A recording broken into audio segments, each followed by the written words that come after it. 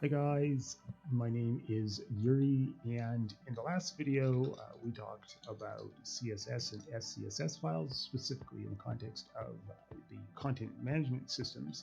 And in this video we are going to talk about writing. And actually we're going to talk about writing in the next few videos as well. So let's just have a look here and switch these buffers up. And I'll just write this material out for you guys so we can see that we're talking about writing as the subject matter.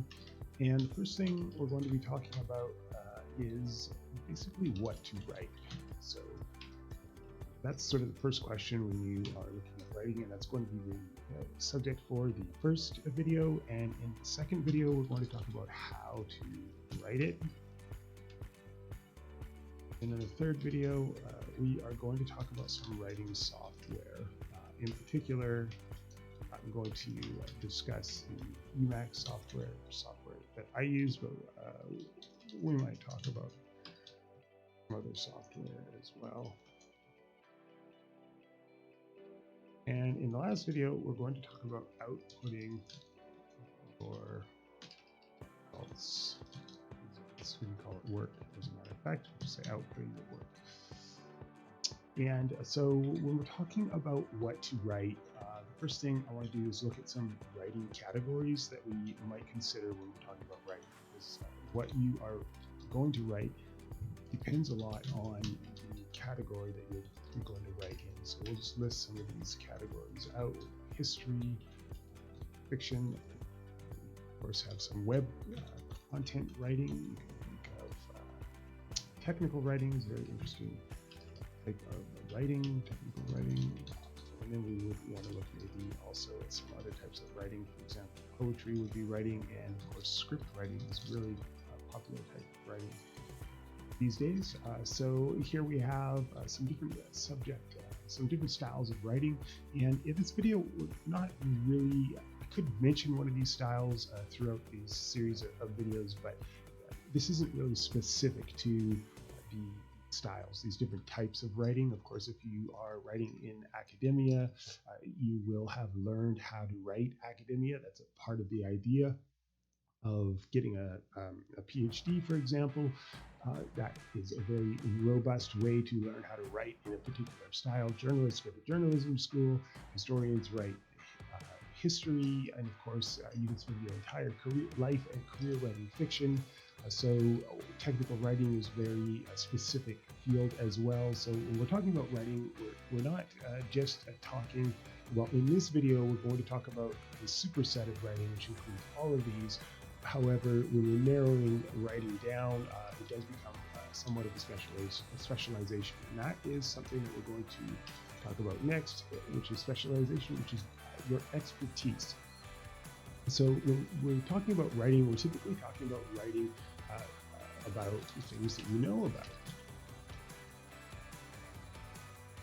things you've experienced, for example, or maybe you have a university degree in something, or maybe your job includes something like that. So expertise is really about just being able to write about a topic. So let's say that you are writing some web content and you are asked to write a white paper.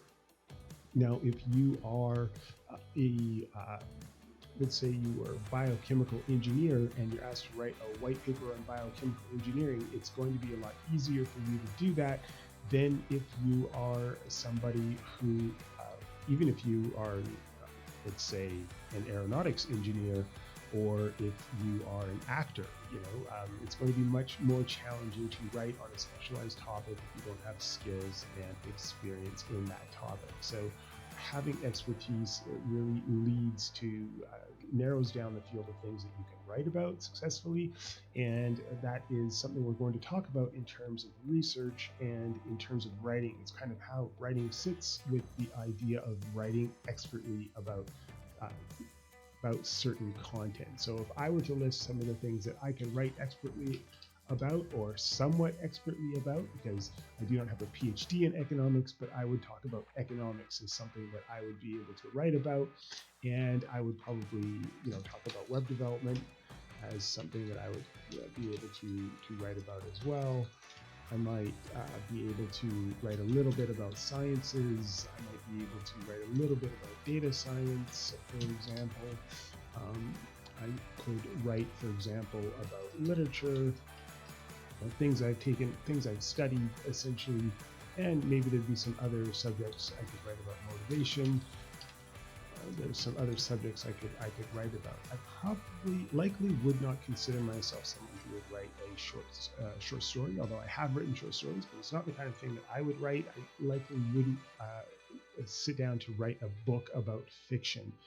And one of the reasons, of course, for that is, or write a fiction book, as, for example, a novel, because it's a very specialized skill. So storytelling, you know, if you're thinking about someone who's an excellent storyteller, let's think of Malcolm Gladwell, for example. Now, he doesn't write fiction or mystery, but he's an incredible storyteller. So when you read something or you hear Malcolm Gladwell has written, or you hear Michael Gladwell speaking, he's an expert storyteller. And it's a little different than if you're listening to someone like Paul Krugman speak, or if you're reading something that Paul Krugman has written.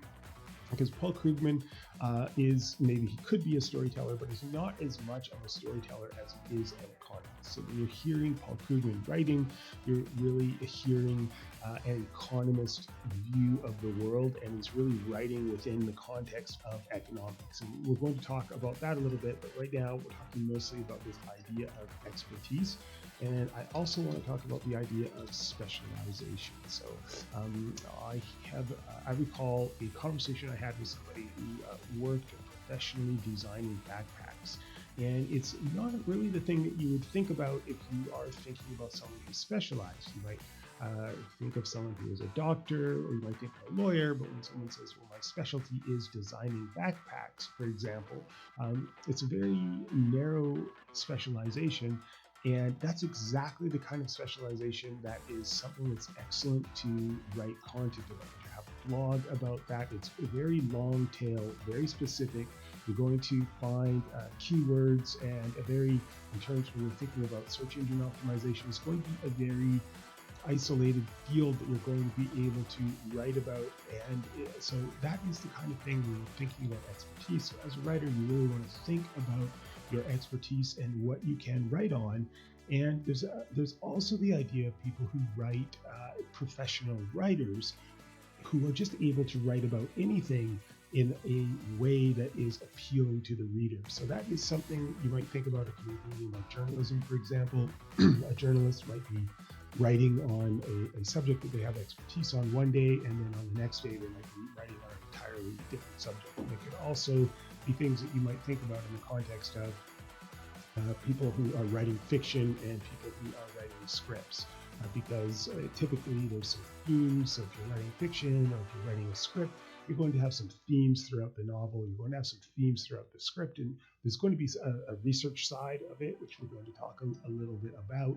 But that idea of being able to pivot from a topic that you have a lot of experience about into a topic that you are new to, and still being able to write in a way that's appealing and effective given the context, the type of writing that you're doing, is really an important aspect of being able to write successfully. And we're going to talk in this video about a few ways that you can do that. Now, the first way, of course, is looking at writing from the perspective of a researcher. So you're going to be doing research anytime that you're writing about anything. You're going to have this ongoing research. So I call it ongoing research. And what I mean by that is pretty much thinking about your subject matter all day, from morning to morning. So you're really researching pretty much all the time. You've got those thoughts going through your mind all the time. You're Googling things all the time. You're investigating ideas all the time. And in order to do that successfully, you want to have something that you can write on all the time. So you want to jot those ideas down so that you can, retain the information. So in the middle of the night, when you wake up, you want to write your ideas down. So you want to keep some like a notepad nearby, paper nearby. Maybe you want to have a keyboard that you can access quickly, a whiteboard that you can write on, something you can speak into, just so you can keep your ideas flowing. Because some people they get their ideas at a moment. They might sit down for 4 or 5 hours, 6, 7 hours of work, and that's when their ideas come from. But for a lot of people, the ideas are just sort of flowing all the time as you're doing your research all the time. You're examining new information, and when you get that information, you want to be able to retain that information. So it's important to be able to have a successful and useful methodology for how you're going to research, especially when you're pivoting from one topic to another. Of course, an academic is going to know a lot about how to do research, and technical writers are very good at being introduced to a new type of software and examining the manual and then being able to write a new manual or change the manual in a way that enables the readers to learn how to use the software. So it's definitely a skill set or a way of thinking organizationally in the context of the material that we're writing. You might think about actions versus summaries versus introductions to systems, and so you can imagine immediately like a how-to for dummies books where you have some symbols that go along with the different sections. There's a target that says this is how to do this. When there's a directional sign that says this, you want to go to this chapter or something like that. So when we're introducing these symbols into our writing, we're already thinking about the contextualization of the pieces that we're writing, the content. So breaking writing down into specific content. We're going to talk a little bit about that as well. And so the next section is about research, and it's about research sources. So when we're talking about research sources, we're talking about knowing where to find the information you want. So this could be an online repository that you've discovered. This could be an RSS feed that you have signed up for. This could be a book that you have. It could be an aisle in the library. It could be a person. And it could be a specific search engine or a database, for example.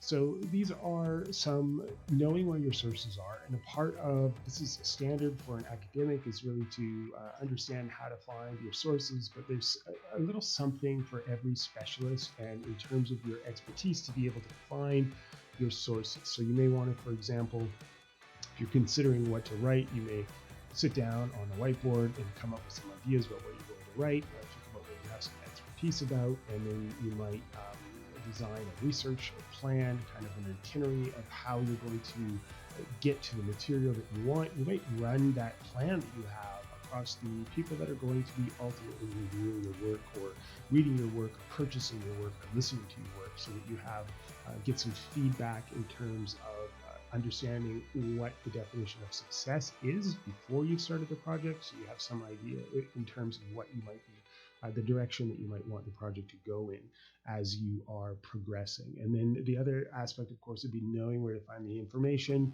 And once you have found some sources, you obviously want to be able to also identify which sources are more useful than the other sources as well. So knowing where to find the research, now you want to be able to get to the information you've recorded. And for that, it's helpful to have a database.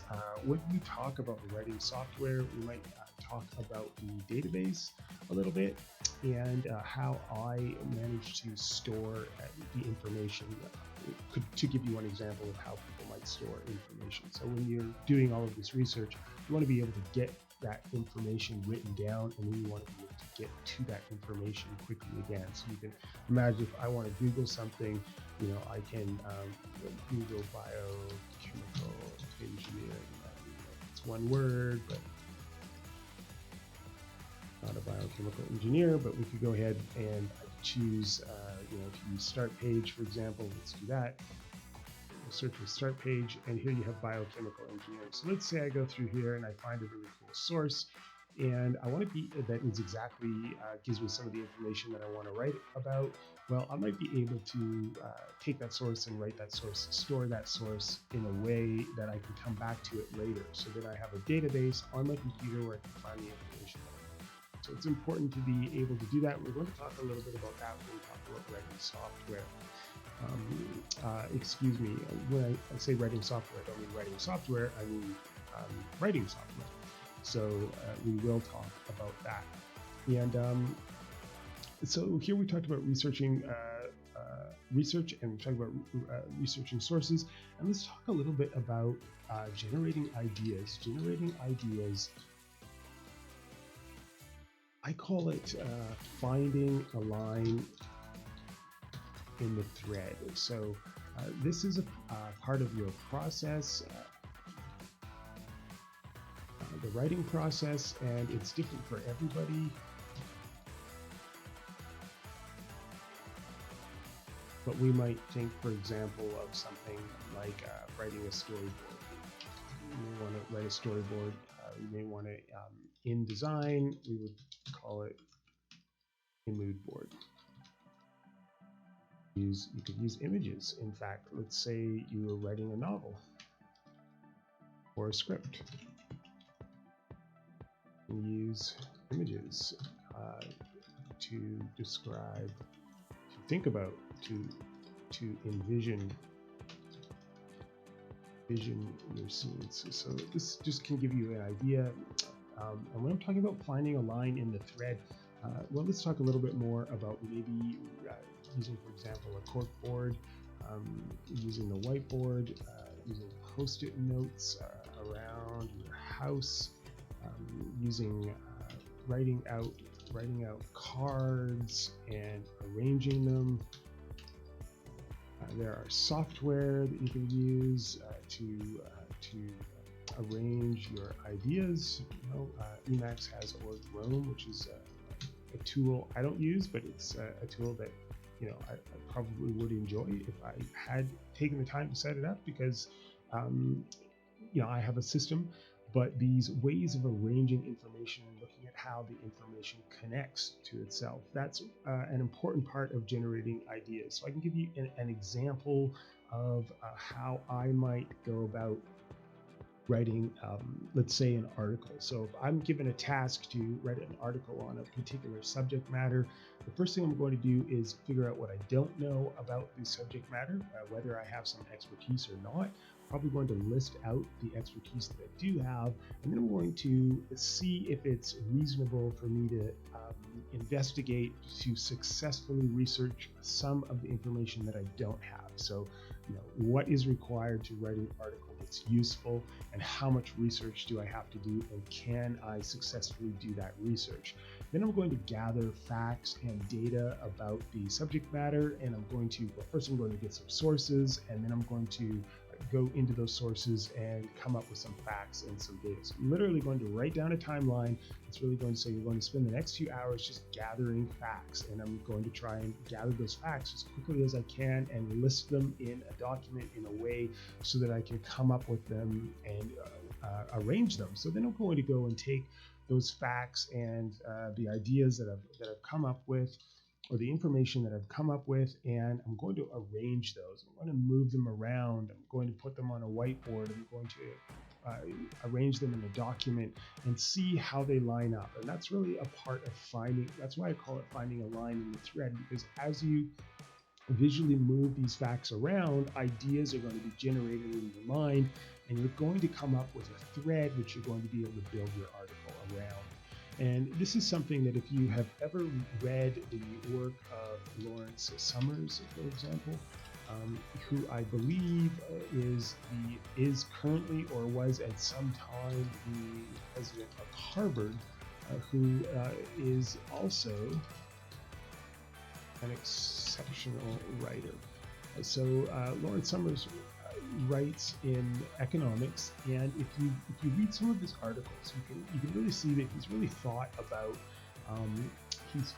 a particular subject, an event, and he's thought about it in the context of an economics model. So the type of model that an economist might learn. It could be a Keynesian model. It could be, there's all kinds of models that you have in economics for modeling various economic scenarios. So it could be a money and banking model. It could be a multiple generations model. Of course, there are all kinds of different models that economists are using. And if you examine a situation by looking at the model, looking at it through the lens of a model, and then come up with some different solutions. And when you read a paper, some of the articles that Lawrence Summers writes, he's really kind of maybe taking one of these ideas and then presenting it in a back of the envelope kind of a way. So inverting it slightly, coming up with a solution that might seem a little unexpected that also fits within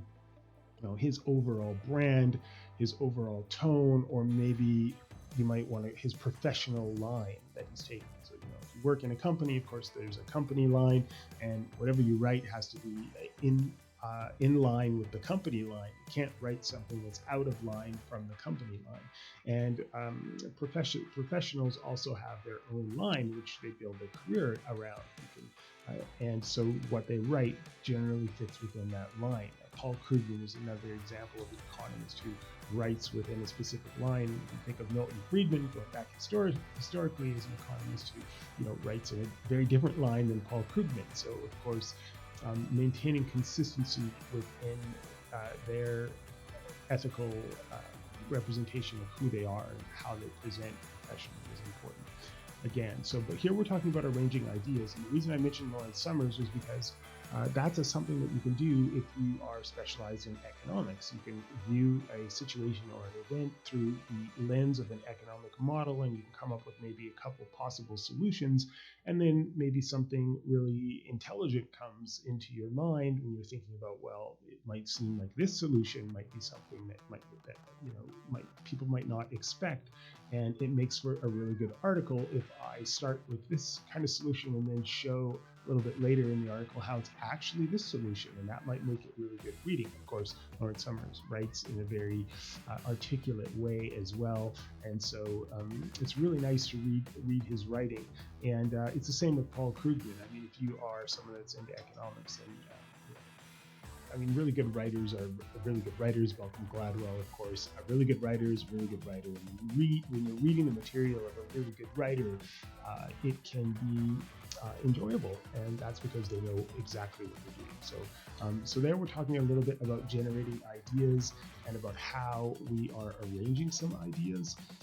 We've talked a little bit about what to write in this particular video.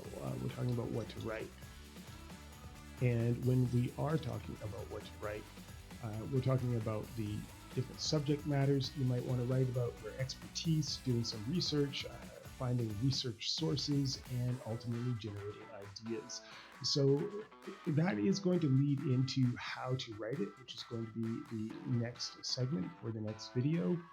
And after that, we're going to talk about the writing software, which is this Emacs software that you're watching me use right here. And then we're talking about outputting your work. So this is kind of an Emacs video. The point of this is sort of Emacs, but it's also really about how you can write in Emacs.